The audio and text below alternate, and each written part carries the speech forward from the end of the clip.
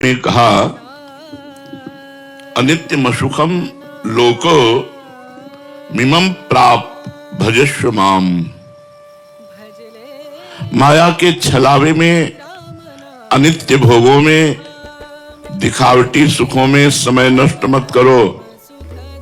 भगवान कह रहे हैं प्राप्य भजस्व माम। इस लोक में जो तुम्हें मनुष्य शरीर मिला है ये भजन के लिए मिला है। कोई बिरला ही विवेकवान ये समझ पाता है कि भजन के लिए हमें मनुष्य शरीर मिला है। हम लोग क्या है, जब अपने से आगे वाले को देखते हैं कार में, विशेष सुविधाओं में, विशेष धनी, तो ऐसा लगता है कि ये सुखी है। हमें एक भ्रम बना रहता है। अपनी पत्नी, अपने धन, अपने मकान, अपने पुत्र, अपना ज्ञान, इससे हम संतुष्ट नहीं रहते। हम दूसरों की पत्नी, दूसरों के धन, दूसरों का मकान, दूसरों की सुविधा, दूसरों का बुद्धिमानी, भले वो बेईमानी से कमा रहा है, हमारे अंदर ही रहता है, ये सुखी है। लेकिन आपको सच्ची कहते हैं, सुख किसमें? भगवान की सब। इसीलिए न पारमेष्ठ्यम न महेंद्र धिष्ण्यम। पारमेष्ठ्यम बहुत बड़ा पद होता है ब्रह्मा जी का। न सार्वभौमम, सार्वभौम ब्रह्मा का पद पारमेष्ठी से लेकर के बहुत छोटा है। सार्वभौम मृत्यु लोक का है, इंद्र लोक, ये सब नहीं पहुंचता है, वो बढ़ता चला जाता है। माया का कार्य है मांग को बढ़ाना, भक्ति का कार्य है मांग को मिटा देना। जब माया में आप रहेंगे तो आपकी कामनाएं बढ़ती रहेंगी, ये हो जाए, ये हो जाए, ये हो जाए। और जब भक्ति होगी तो ये होगा, जोई जोई प्यारो करे सोई मोहि भावे। प्यारे जो करेंगे वो बहुत अच्छा करेंगे, बहुत अच्छा करेंगे। विश्वास करो। तो भगवान कह रहे हैं अनित्यम सुखम लोको मिमम प्राप्य भजस्व माम। इस संसार में अनित्य सुखों का त्याग करके जो मेरा भजन करते हैं वही परमानंद को प्राप्त होते। भजस्व माम। लेकिन मन जो है वो हमारा साथ नहीं दे रहा, हमारी बुद्धि हमारा साथ नहीं दे रही। शरीर को ही मैं मानकर, भोगों को सत्य मानकर भगवान का विस्मरण किए हुए, भजन को छोड़े हुए लोग आशीर्वाद मांगते हैं संतों से। कोई कोई तो जबरदस्ती हाथ पकड़ के अपने ऊपर धरवाना चाहते हैं। इससे कुछ नहीं होता। यदि आप भजन नहीं करोगे, इस लोक में कोई आपको सुखी नहीं कर सकता। आप लिख लो, कागज में लिख लो, चाहे दिमाग में लिख लो, हमारी बात मान लो। भजन स्वयं करोगे तो आपके सारे पाप नष्ट होंगे, दुख नष्ट होंगे, विपत्ति नष्ट होंगे। इसलिए स्वयं को भजन करना होगा, अपना उद्धार स्वयं करना होगा। कोई किसी का उद्धार नहीं कर सकता। संत महात्मा ऋषि मुनि ये उपदेश दे सकते हैं, आपको मार्ग बता सकते हैं, पर चलना आपको ही होगा। अब ये मार्ग ऐसा है प्रेम स्वरूपम, हम बताना चाहते हो, आप समझना चाहते हैं, लेकिन मन और बुद्धि ये प्रकृति के भोगों में लगे होने के कारण समझने नहीं दे रहे। अगर विवेक जागृत हो जाए और वो एकदम उसी में तन्मय हो जाए तो बात समझ। और विवेक बाजार में तो मिलता नहीं, विवेक संतों के संग से मिलता है। जितना सत्संग करोगे उतने आप विवेकवान बनते जाओगे। सत्संगी ही विषयों का त्याग करता है। नहीं, एकांत में भजन करने वाला साधक भी बड़ी बड़ी चूक कर जाता है, और सत्संगी से चूक नहीं हो सकती, क्योंकि वो रोज नया दिमाग उसका फ्रेश होता रहता है। सत्संग के द्वारा रोज बुद्धि उसकी पवित्र होती रहती है। भगवान के नाम की अपार महिमा है। जिसको नाम जपने में मन लगने लगा तो समझो भगवान की विशेष कृपा उस पर हो गई। वैसे कृपा तो सब पर भगवान की है, सब पर मोरी बराबर दया। पर जिसके मन में आ गया अब मैं नाम जप करूंगा भगवान का, उसके ऊपर विशेष कृपा हो गई।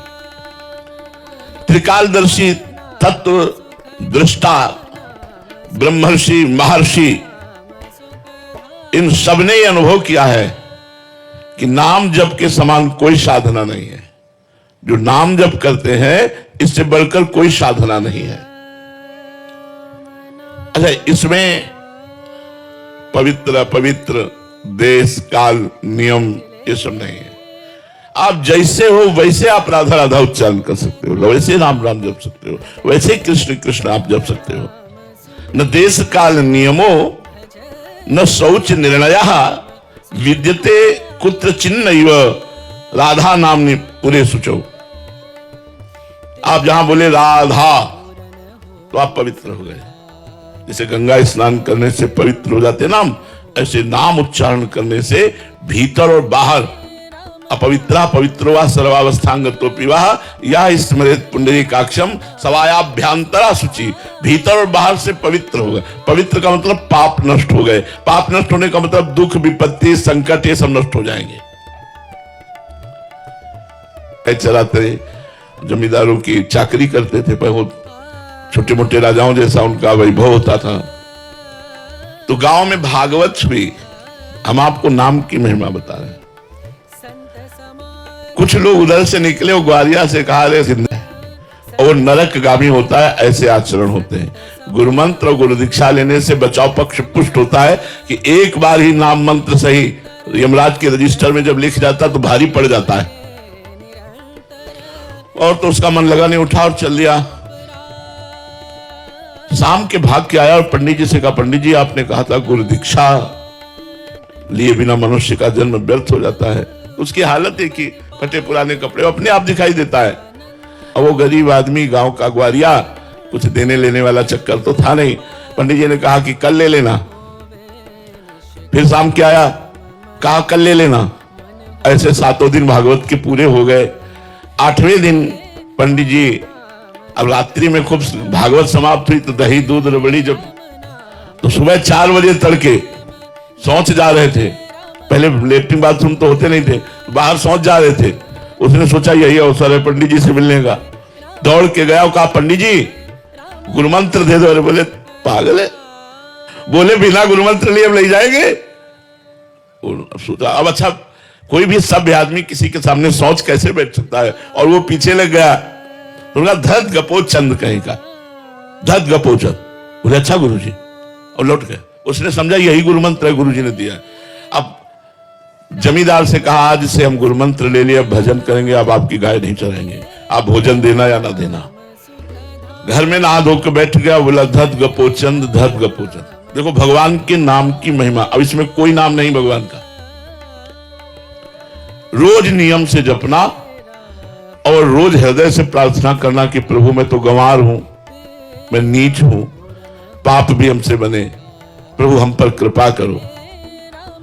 तो रुक्मिणी नाथ भगवान द्वारिकाधीश जी, रुक्मिणी जी से कहा एक भक्त के दर्शन करने जाएंगे, उसको आशीर्वाद देंगे।